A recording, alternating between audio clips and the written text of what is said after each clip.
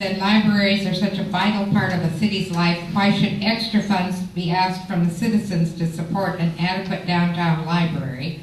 And then also, why demolish the main library at such a cost to us when it can be renovated for much less? And well, you just finished, I'll let you start with the rest of it. Yes, I believe that libraries are very important, not only to this city, but any city throughout this country, because it contains the history of education for the beginning of time. And I believe that it's a good point, though, that has been raised by the person submitting that question, that if we demolish the main library at this particular time, when the economy is down, and then spend a substantial amount of money to build a new one, it seems like the argument could be made that that's not the most effective or efficient use of money, taxpayers' money, because taxpayers will be paying for it, and I believe that that's a good point. So perhaps the city could take that into consideration. Whether you demolish the library and reduce it to rubble and haul it off and grind it up in a recyclable whatever, you can cement, you can make gravel or granite out of it.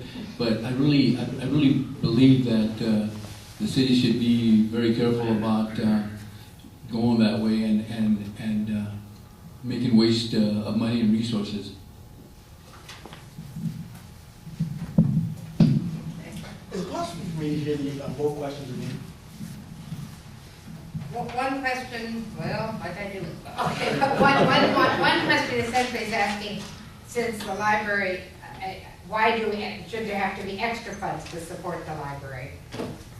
And the other one is, should it be, why are they going to tear it down rather than renovate it at a lesser cost?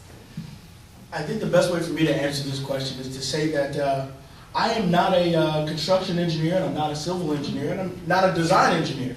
So I don't have the exact answer as to why the city has made the decisions to go in this direction for the development of our new library. But I do feel that the city manager, the public works director, our redevelopment agencies, they are competent people in their decision-making process. I feel that we've supported them, we've supported the staff that is in place, and that the decisions that they make are competent decisions that are in the best interest of the city of Riverside. So if that's the course of action that we've chosen to go on with this plan, I don't think that I'm qualified to tell them that, hey, you guys who do this for a living are wrong. And so I think that we have those people in the positions that they're in because of their expertise. We have those people there because they have the knowledge in designing parks and designing libraries, and also how to do this type of development with the least amount of impact to the public that actually uses these facilities.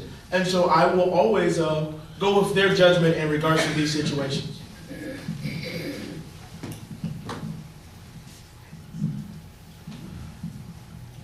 We'll begin with the importance of the public. And when we started thinking about the library, also the museum, one of the things that was very high profile in this community was the Blue Ribbon Committee.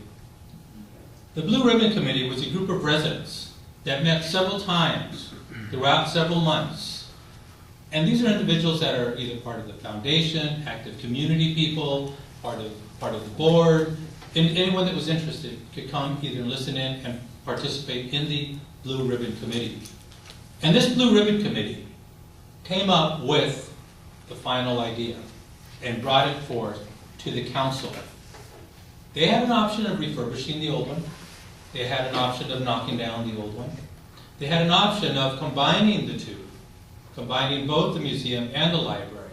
Several options were discussed, and they were very, very spirited discussions.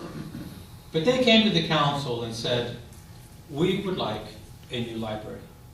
And the estimated cost is going to be $50 million, $55 million. I'm not sure of the exact cost. We have about $12.5 million, plus another $10 million for the museum. So we're looking at about $22.5 million. We're short. We do the math, about $27 million. How are we going to raise that money? At this point, the community came to us, made a recommendation, And as a council, we supported the recommendation. Now it's a matter of how are we going to fund this? How are we going to get the money? And how are we going to work with the community to achieve that?